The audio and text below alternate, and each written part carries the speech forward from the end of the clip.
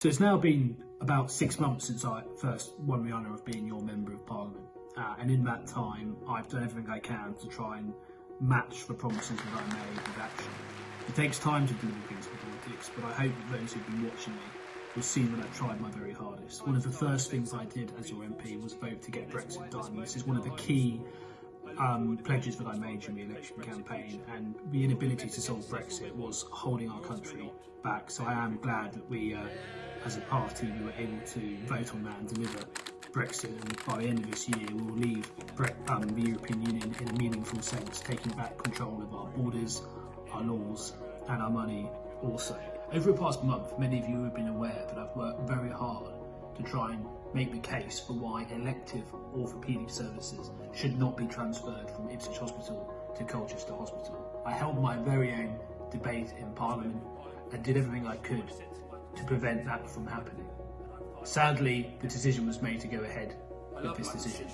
I came to that particular issue late in the day, but rest assured, going forward, when it comes to the merger between Ipswich and Colchester hospitals, I will be a watchdog and I will fight as hard as I can to ensure our hospital gets the support it needs. And if that means questioning the merger, I will be prepared to do that. I've spoken before about special educational needs and how perhaps that's the thing I'm most passionate about. I myself had special educational needs at school, and for me, the desire to make sure that all children, regardless of any disabilities they have or their background, has the same chance to make a success of their life.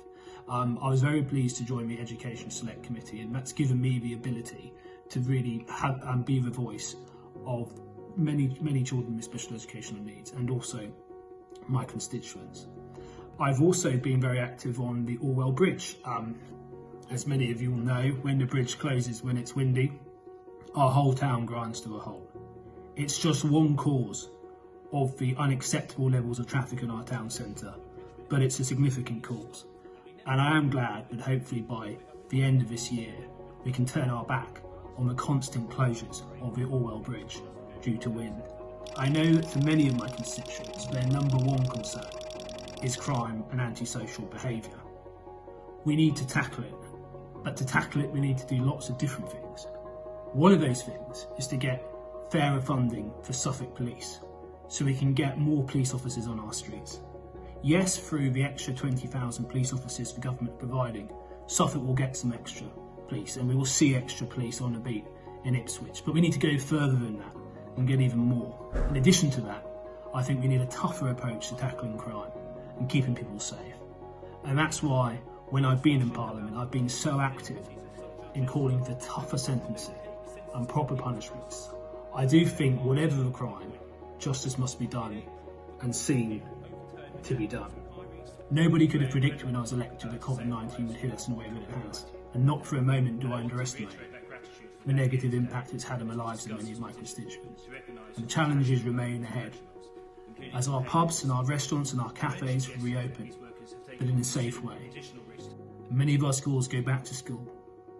We do look to the future, and we should be cautious, and we should be honest about the challenges ahead. But I do still believe we should be ambitious for our town and positive in tackling the challenges in front of us. I very much see my role as being Ipswich's voice in Parliament, not Parliament's voice in Ipswich. Yes, I am a Conservative MP, but that does not mean that I'm not prepared to disagree with whoever I have to disagree with, and I don't think that a decision is in the interests of my constituents. My priority is standing up for Ipswich, and that will always remain the case whilst I'm your Member of Parliament.